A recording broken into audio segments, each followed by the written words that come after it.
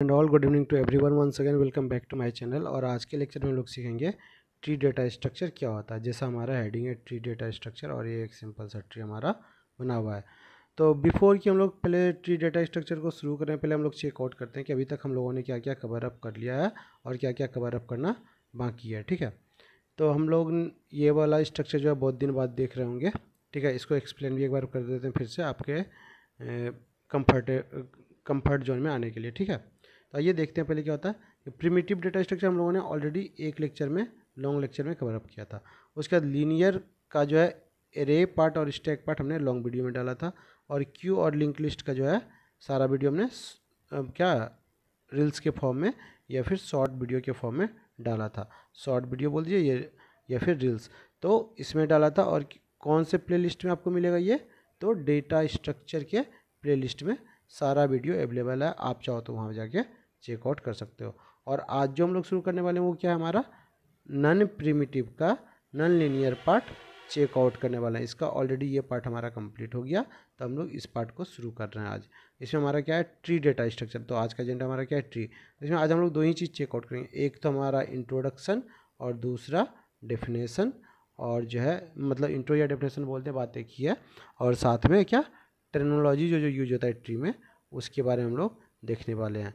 तो आइए शुरू से शुरू करते हैं और देखते हैं आगे हमारा क्या क्या टर्मिनोलॉजी यूज होता है ट्री डेटा स्ट्रक्चर में। तो देखिए, सबसे पहले हम लोग डेफिनेशन चेकआउट कर लेते हैं कि डेफिनेशन क्या है। जैसा मैंने बताया, पहले डेफिनेशन या इंट्रो चेकआउट करेंगे। तो देखिए यहाँ पे क्या लिखा हुआ है, a tree data structure is a non linear hierarchical data structure. ठीक है, कैसा है ये नॉन लीनियर, अभी हमने जस्ट लास्ट स्लाइड पे बताया आपको। ठीक है, और दूसरा क्या बोल रहा है, हायरार्किकल डेटा स्ट्रक्चर। हायरार्किकल क्यों, क्योंकि यहाँ पे पेरेंट और चाइल्ड का रिलेशनशिप बनता है। ठीक है, देखिए ये हमारा पेरेंट नोड हो गया, ये चाइल्ड, उसी तरह ये फिर पेरेंट हो गया, ये इसका चाइल्ड हो गया, ये फिर पेरेंट हो गया, ये इसका चाइल्ड ये हो गया। इसी तरह पूरा हायरार्की ये ट्री डेटा स्ट्रक्चर में क्या होता है, मौजूद रहता है। तो इसी चीज़ को हम लोग क्या बोलते हैं, हायरार्किकल डेटा स्ट्रक्चर। जैसे कि हम एग्जांपल ले सकते हैं अपने ऑफिस का। ऑफिस में क्या होता है, क्या जो है सबसे नीचे एग्जीक्यूटिव होता है, फिर उसके ऊपर सीनियर एग्जीक्यूटिव, फिर मैनेजरियल लेवल पे जाते हैं, फिर सीनियर मैनेजर पे जाते हैं, फिर उसके बाद क्या होता है, फिर डायरेक्टर्स आते हैं, फिर उसमें कई डायरेक्टर्स का भी ग्रुप बन जाता है, फिर उसमें एक सीईओ आ जाता है या फिर मैनेजिंग डायरेक्टर आ जाता है। तो ये भी हमारा क्या है, एक हायरार्की को ही शो कर रहा है। वही हायरार्की यहाँ भी है। तो हम ऐसे तो यहाँ पे हमने डायग्राम के फॉर्म में दिखाया हुआ है। ये मान लीजिए एग्जीक्यूटिव है, ये मान लीजिए हमारा मैनेजर है, और ये हमारा सीनियर मैनेजर है, फिर यहाँ पे ये फाइनली हमारा सीईओ या एमडी है। ठीक है, तो यही था। दूसरा पॉइंट हमारा क्या बोल रहा है, tree consist of node and edges. अब देखिए, नोड जो रिप्रेजेंट होता है ना, वो गोल सर्कल के अंदर कोई डेटा होता है तो उसको हम लोग क्या बोलते हैं, नोड। और एज जो होता है, जो दो नोड को कनेक्ट करता है, जो ये वाला पार्ट है हमारा लाइन वाला पार्ट, इसी को हम लोग क्या बोलते हैं, एजेज। ठीक है, जो दो नोड को कनेक्ट करे एक लाइन के थ्रू, उसी लाइन को हम लोग क्या बोलते हैं, एजेज बोलते हैं। तो यहाँ पे कई सारे एजेज हैं। देखिए, एक ये हो गया, एक ये हो गया, फिर ये हो गया, फिर ये हो गया।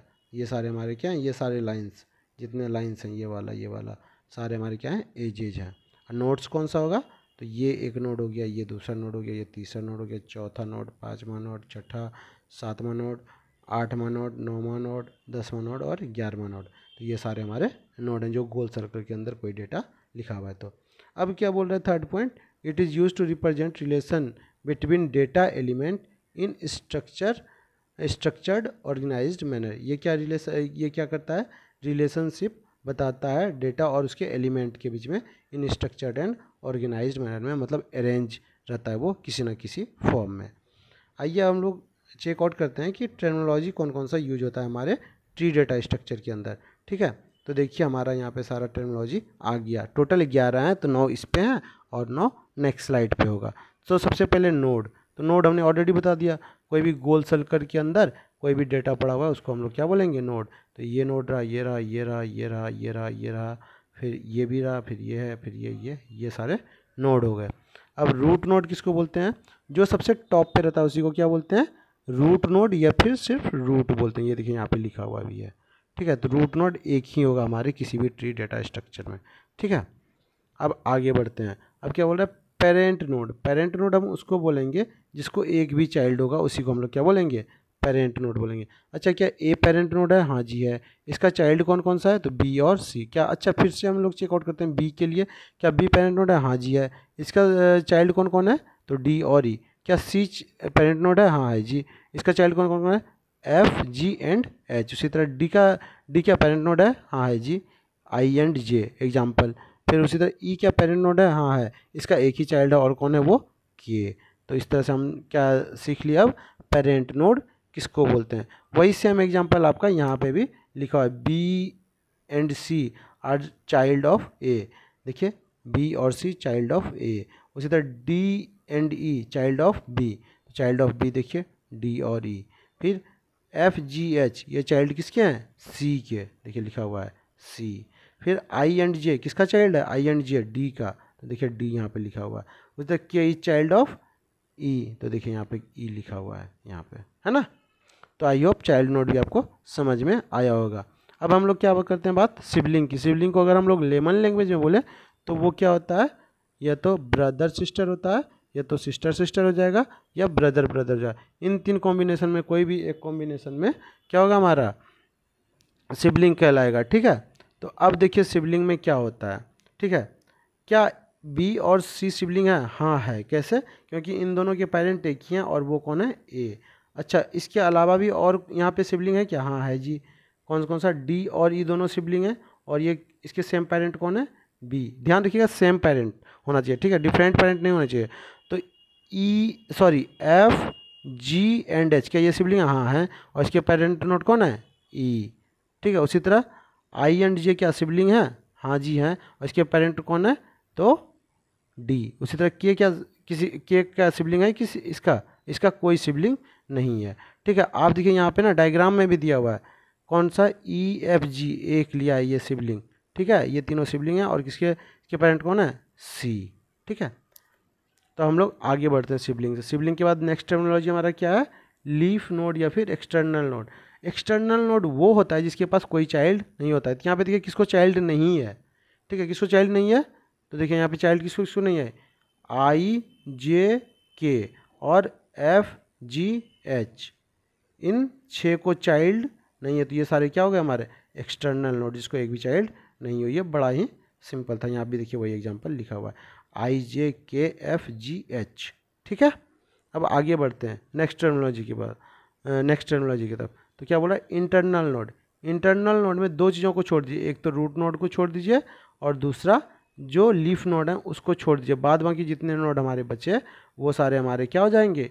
Internal node. जैसे बी डी ई और सी, ये सारे हमारे क्या हैं? इंटरनल नोड हैं। ठीक है। ऑल पेरेंट्स नॉट और अपार्ट फ्रॉम रूट नोड, यही बोल रहा है। ठीक है। अब आगे बढ़ते हैं।